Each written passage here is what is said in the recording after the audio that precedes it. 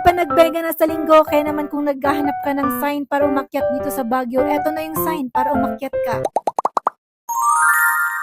Eto na nga't eto na yung karugtong yung vlog namin kahapon na kung saan nga ay pumunta kami dito sa may SM nung last Sunday. Eto nga yung dahilan kaya nga kami napapadpad dito sa may SM dahil nga sa batang to gustong-gusto niya nga maglaro dito sa kanilang play area. Libre lang naman dito, walang babayaran, kailang mag-antay ka nga lang muna ng ilang minuto. Minsan umaabot ng 30 minutes, gano'n, bago nga makapaglaro yung bata. Pero okay lang naman dahil ganito lang naman ang view. Napakapayapa at super malamig, gano'n. Ang lamig kasi ng weather nung nandyan kami dahil nga gusto niya yatang umulan noon.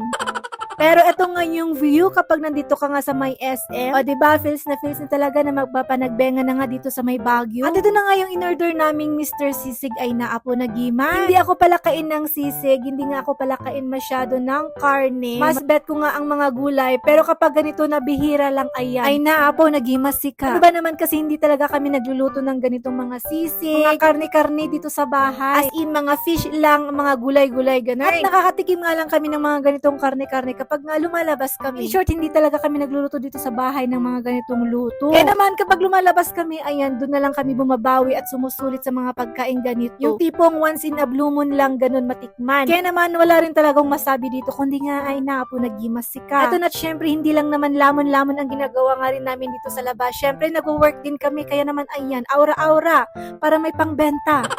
O, diba? Ito nga yung Thermocoords, nanitid nga ang tela. Napakaganda nga pang aura-aura kahit saan ka pumunta. Lalo na nga kapag ganitong view ay naapo. Parang kukunin ka na ng langit. Chares. Uulan na nga, pero yung mga bata dito walang pakialam kung umuulan. Basta para sa kanila ay makapaglaro nga dyan sa may kanilang play area. Eto na nga, bumaba na nga ang langit. At ito naman talaga yung napakagandang experience dito sa Baguio. Ano, yung bumababa yung langit. Eto, nagfa-fog nga. O, diba? Parang hindi naman kami taga rito.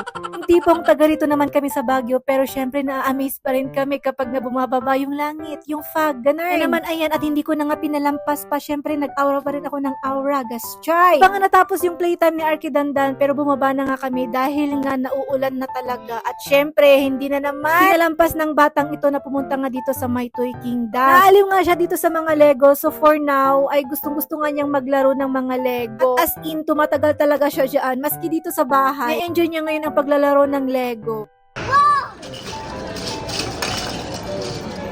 Pero syempre, hindi naman yan uuwi na hindi nga mag-check out yan ng kanyang laruan. Kaya naman, ayan, at pinagbigyan na nga lang namin. Pero ito na nga yung sinasabi ko. Wrong way na naman kami ng pinutaan ng asawa ko. Nakakita na naman ng kung ano-ano. So yun lamang nga ang aming gala for today's video. At pagkatapos nga namin bumili ng Jollibee ay umuwi